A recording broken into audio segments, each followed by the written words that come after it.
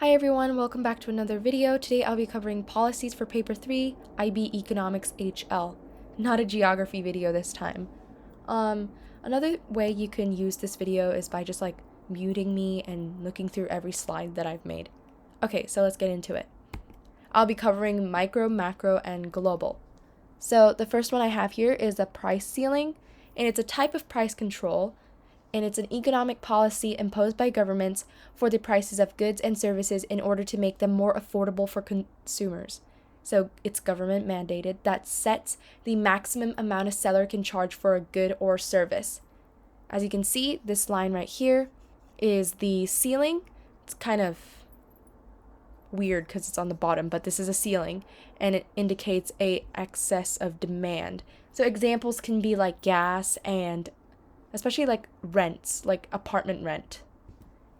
Another type of price control that I have here is a price floor, which is above this time. A price floor is a government or group imposed price control or limit on how low a price can be charged for a product, good, commodity, or service. So examples could be like agricultural products. So a government might, want to protect farmers, so they will set a price floor on the price of corn.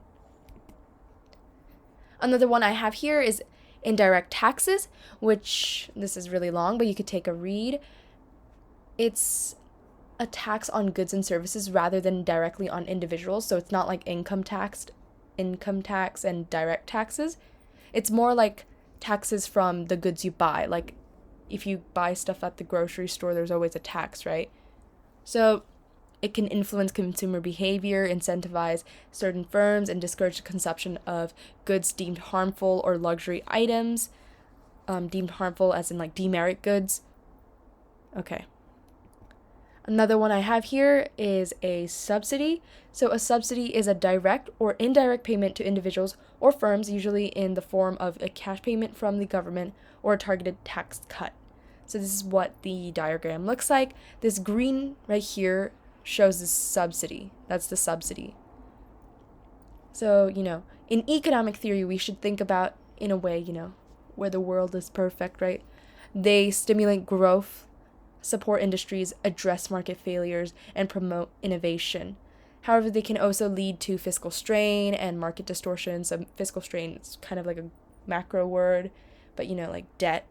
It's not like sustainable debt or anything. Okay, so necessitating careful design and monitoring. So yeah, especially as an example, you can search this for like paper 1, I guess. Like agricultural subsidies are really, really, important, especially in the US to stabilize their, diets and domestic food prices. So you could take a look at that later. Another one I have is carbon taxes, which is amazing if you're talking about something, if the 10 marker's on something about, the environment. It's always a go-to. So a carbon tax is a tax levied on the carbon emissions from producing goods and services. It's pretty straightforward. To represent this, you could draw a negative production externality diagram, as I've drawn here, and you could say by imposing a carbon tax, like MPC would shift up to MSC. Yeah, to, smooth that out. Sorry. Okay.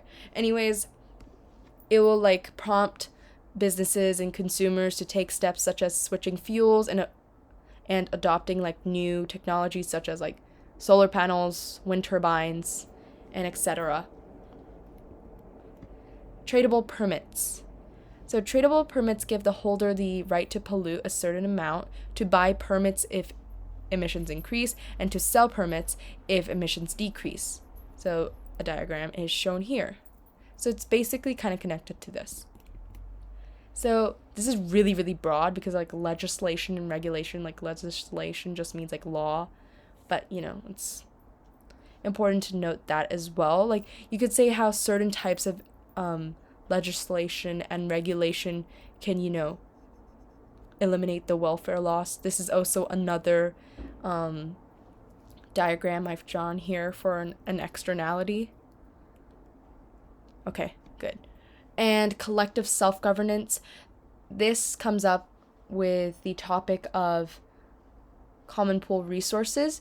So collective self-governance occurs when the stakeholders in a community work together to combat the negative externalities of production usually associated with common pool resources, just as I said earlier. So working together can provide a common purpose, best manage scarce resources, employment opportunities, ego, sustainability, disagreements, that's a disadvantage, taking back control, and private property ownership rights. Okay. And nudges. This is from behavioral economics. There's like multiple, things you can do with nudges, but the concept of nudges you can use. So like an upsell, right? That's, a good way for fast food restaurants, I guess, if you're working with TNCs. And product placement, calorie share counts, specific messages. Nudges work really well with the food industry, I believe.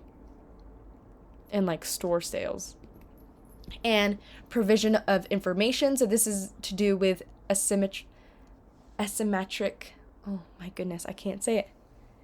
Asymmetric information arises when one party to an economic transaction has more or better information than another and uses that to their advantage, which is something we do not like. So an example can be like like car dealerships where, your car might be a little bit broken and crusty and worn down, but the car dealership might polish it super, super clean. They'll be like, yeah, this is like a year old. See, that's pretty bad. So provision of information. I'm not sure what kind of graphs you can draw from this, but like from the conclusion you get from this, I guess you can figure that out yourself. Okay. Government ownership. This is another one. It's pretty long. It's like, anything to do with monopolies, I guess, and ensuring like no evil behavior. And contracting out to the private sector. So this is like outsourcing and offshoring, I believe. Yeah, outsourcing tasks such as infrastructure development, healthcare services, or waste management to private entities through contracts. Governments aim to achieve better value for money and increase innovation. So this doesn't really dip into their government spending. And fines. So this is another one, but this is really like shallow in my opinion, because it could be like it's really shallow, but it is a good policy. For example, like violations found in doing stuff like monetary penalties. I mean, they can be used for government revenue as well, so I think that's great in a sense. Oh, progressive taxes is another one, which is very useful, I guess. So progressive taxation is a policy that taxes higher incomes at higher rates. So basically, the richer you are, the more you get taxed. So aiming to promote social equity by shifting the tax burden towards those with greater financial means while providing relief to lower income individuals. So this would be good for questions like, what can X country do to promote equity? Or, yeah, basically things like that. So I put an example down here, as you can see from here. So this is the diagram. The tax rate goes up, income level also goes up. And you might be wondering, so what is regressive, right? Regressive is basically taxes like, yeah, it's different from this. Please separate those two. Transfer payments. This is also a really short one. So government transfer payments include social security benefits, unemployment insurance benefits, and welfare payments. I am not sure, please do not quote me on this, but I think elderly stuff is also related to this. Yeah, this is also to do with like, equity, equality, and fairness. They're all kind of the same word. So, redistributing money for those in need to reduce income inequality. Yeah, that's the word I was looking for both of these. Anyways, another one for income inequality, good one is I cannot speak today. Universal basic income. So it's a government program, not necessarily a policy. I don't know, you could interpret it in different ways, in which Every adult citizen receives a set amount of money regularly. The goals of a basic income system are to alleviate poverty and replace other need-based social programs that potentially require greater bureaucratic involvement. Policies to reduce discrimination. I do not have much on this because I couldn't find much from the textbook I was reading from, but I searched up in the internet, and this is from the internet. The anti-discrimination policy, which I think is a really broad term to sum up this whole entire concept, emphasizes creating a safe and inclusive workspace by preventing discrimination based on protected characteristics. Minimum wages. Oh, I had a diagram for this and I didn't add it. Anyways, you can search it up on the internet. It's basically like a normal supply and demand diagram. There's a line on top. Yeah. Minimum wages have been defined as the minimum amount of remuneration that an employer is required to pay wage earners for the work performed during a given period, which cannot be reduced by collective agreement or an individual contract. So here are some pros and cons of a minimum wage. Of raising a minimum wage, excuse me. So another thing, this is a really important one in macroeconomics, fiscal policy. So fiscal policy refers to the use of government spending and tax policies to influence economic conditions. So this is, the C plus I plus G. This is the G. Yes. So the three major goals of fiscal policy and signs of a healthy economy include inflation rate, full employment, and economic growth, as measured by the GDP.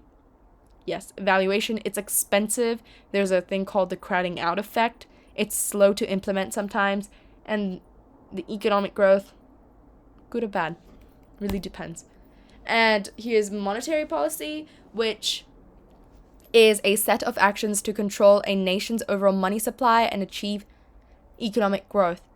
Includes revising interest rates and changing bank reserve requirements. So all things to do with money supply and interest rates. So this would, affect C plus I, because this is a demand side policy, right? It affects demand, so consumption and investment. So evaluation, it's fast, it can be done quickly, but it may harm low income earners if, interest rates go up. So the goals is, of course, inflation, unemployment, and perhaps exchange rates for this one, because it has to do with money supply as well.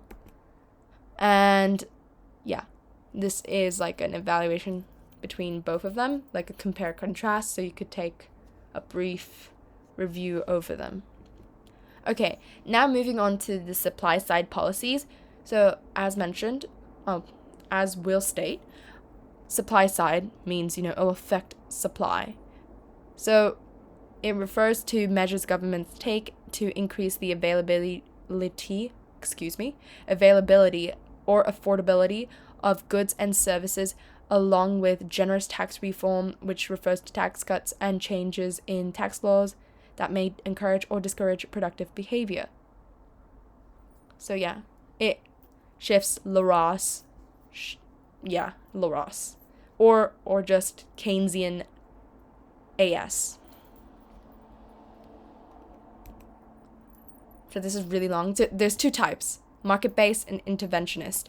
So market-based is aims to free up markets and improve market incentives so as to increase the long-run aggregate supply. Policies to increase competition. Greater competition results in greater efficiency so a largest amount of output can be produced with the same amount of resources. So examples of some market-based policies, that sounds kind of weird. Privatization, trade liberalization, anti-monopoly regulation, deregulation, and labor market reforms. So that's reducing trade union powers and unemployment benefits, reducing them, and reducing the national minimum wage. So yeah, this one, they don't really want government stuff, but this one is we require government intervention to boost the economy. So government policies which seek to increase the productivity and efficiency of the economy includes increase like, competitiveness as well. Here we have like training, education, healthcare, and investment in technology and infrastructure. So basically, what can we do with the government's money to, better the economy? Well, most of these are like investing in human capital, like training, like vocational training, training for a specific type of work, specific type of occupation, education, subsidize like what? Universities, invest in preschools, healthcare, make it free, investment in technology and infrastructure, that is a given as well. And this is what it looks like if it can shift to AS1 to AS2 or vice versa. So specialization according to comparative advantage. I think this is from Global. So specialization in economics is the process of an organization concentrating its labor and resources on a certain type of production to be more efficient and create a comparative advantage for an economy. So in this case, if you look at the diagram, you could say that country B should specialize in trucks because look, it produces 3.5 times more. That's so much. Okay, and tariffs. This is also from Global. Tariffs basically tax on, just type of tax on imported goods by governments to protect domestic industries, generate revenue, correct trade imbalances, and encourage domestic production. So this is like a type of trade protectionism. So here's the diagram right here.